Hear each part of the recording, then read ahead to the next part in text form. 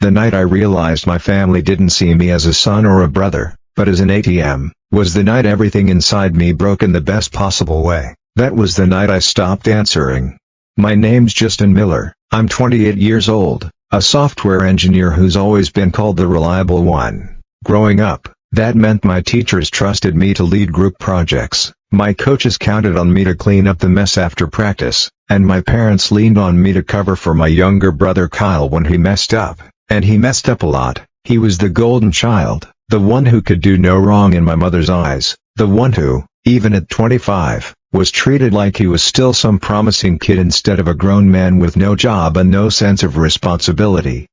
For years, I let it slide. I paid the rent on time, covered the utilities, even paid Kyle's car insurance because my parents insisted he just needed a little help getting on his feet. I told myself that's what family does. We look out for each other, but deep down, I knew it was one-sided. I was carrying all of them, and the only thanks I ever got was the occasional, "Justin, you're the responsible one. That's why you'll be fine." Responsible, yes, fine, not even close.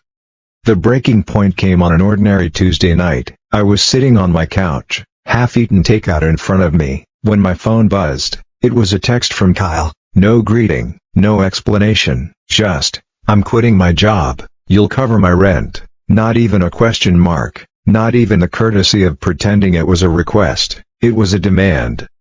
I stared at the screen for a long time, chopsticks frozen in mid-air. My chest felt tight, but not from shock, from the familiar, suffocating weight of exhaustion. I thought about all the times I'd bailed him out, the hours I'd worked overtime to make sure bills got paid, the sacrifices I'd made to keep everyone else comfortable. Something inside me snapped. My fingers moved before my brain could second guess. I typed back 2 words, "Pay it yourself," then I hit send. That same night, I got an email that felt like fate, a job offer overseas, one I'd hesitated on before because I didn't want to leave my family. I told myself they needed me, but sitting there with Kyle's entitled text still glowing on my phone, I clicked accept. For once, I chose me. The fallout was immediate. The next morning, my phone lit up with call after call. My mother's voicemail was the first one I played, her voice sharp and commanding, "Don't come home for Christmas until you co-sign his loan. He needs this, Justin. Be a man." I froze when I heard the number, $200,000. Kyle wanted me to co-sign a $200,000 loan for a sneaker reselling business that had already collapsed months ago. They didn't just want help anymore, they wanted me to throw my future into the fire for him. That was the moment I knew this wasn't about family, this was about control. I started cutting ties that night. I logged into every account, every subscription, every auto-pay bill, and one by one, I pulled my card information out. Electricity, gone. Internet, gone. Netflix, gone. By midnight, the only thing left tied to me was my own rent, and that was only for 2 more weeks. It was terrifying, liberating, and strangely exhilarating all at once. The next morning, my phone turned into a slot machine of desperation. Dozens of missed calls, group chats exploding with guilt trips and threats. My mom texted, "You're tearing this family apart." My dad chimed in, "Selfish doesn't even begin to cover what you're doing." And Kyle? He didn't beg, he demanded, "I'll get evicted if you don't pay, you owe me." For the first time in my life, I didn't cave. They escalated fast. A few nights later, there was a knock on my door. I opened it to find my parents and Kyle standing there. Uninvited, my mom pushed past me like the apartment belonged to her. Kyle stood in the middle of my living room, arms crossed, chin up. "You can't just abandon us," he said. I felt my pulse thundering in my ears, but my voice came out steady. "You mean the life where I pay for everything while you sit on your ass all day?" The room went silent. My mom's face hardened, Kyle's jaw clenched, and my dad shook his head with a look of disappointment that was supposed to shame me. "If you walk away now, don't bother coming back," my father said. I swallowed hard, but I didn't flinch. "Maybe I won't." They stormed out, but Kyle wasn't done. A week later, I got an alert from my bank, an attempted credit application in my name, then another, then a wire transfer notification. $7,500 had been withdrawn from my savings account into a family joint account. My hands went cold as I realized what had happened. Years ago, my parents had convinced me to add Kyle as a backup signatory for emergencies. I'd forgotten all about it. He'd walked into a bank and stolen from me, legally. I confronted my parents immediately. He drained my account, I shouted over the phone. My dad's reply was blunt, "You gave him permission." My mom's voice was colder than I'd ever heard it. "If you're so worried about money, maybe you shouldn't be wasting it moving abroad. Stay here and work this out like a man."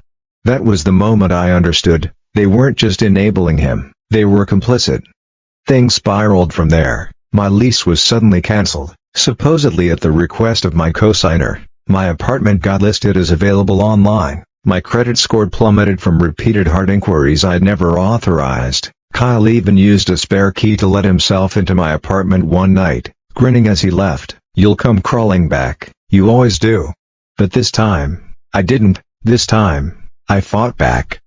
I froze my accounts, changed the locks, filed police reports, called banks until I got through to fraud departments, and when my flight overseas finally came, I boarded it with nothing but a suitcase, a laptop, and a folder of evidence. Landing in my new city felt like breaking the surface after years of drowning. My one bedroom wasn't glamorous, but it was mine. No spare keys, no surprise visits, no one draining my accounts. I poured myself into work, and for the first time, my effort was rewarded. My salary doubled, my savings grew.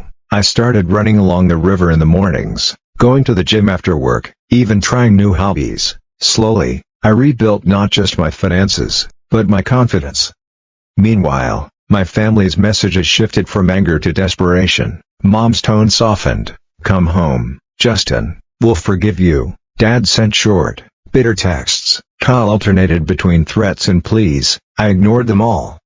Instead, I built a case. Every bank statement, every unauthorized withdrawal, every credit inquiry, screenshots of texts, even a testimony from an investor Kyle had scammed in his failed sneaker venture. I compiled it all into a neat, undeniable ledger of truth, and then I hired a lawyer. For months, I stayed silent, letting the legal gears turn. Demand letters went out, complaints were filed, investigations began, and then, right before Christmas, I flew home.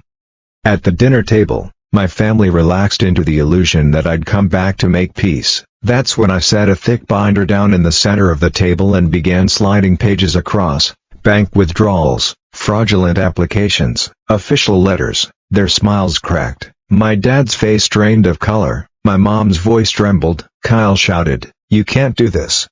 I looked him dead in the eye. I already did. The fallout was brutal. Kyle's investor filed suit, his assets were repossessed, and the life of entitlement he'd coasted on crumbled. My parents' names showed up on documents authorizing his access to my accounts. Their attempts to guilt me evaporated when faced with legal consequences. A year later, I was thriving. I bought a condo overseas with money I'd saved and invested wisely. I surrounded myself with friends who felt more like family than my blood ever had. My career soared. I was no longer the responsible one holding everyone else up. I was responsible for me, and that was enough. Do I miss them? Sometimes, but then I remember the look on their faces when they realized I wasn't their safety net anymore, and I remind myself, walking away wasn't betrayal, staying would have been betrayal of myself. If you've ever been the one everyone leans on, the one who sacrifices until there's nothing left, let my story be your reminder. You don't owe anyone your future. Start small, change a password, cancel a payment, draw a line, document everything, protect yourself, and most importantly, remember this, saying no doesn't make you selfish, it makes you free. So if this hit home for you, don't just keep scrolling, subscribe, share this story with someone who needs it, and take your first step toward reclaiming your own life. You're stronger than you think, and the moment you stop answering, you start winning.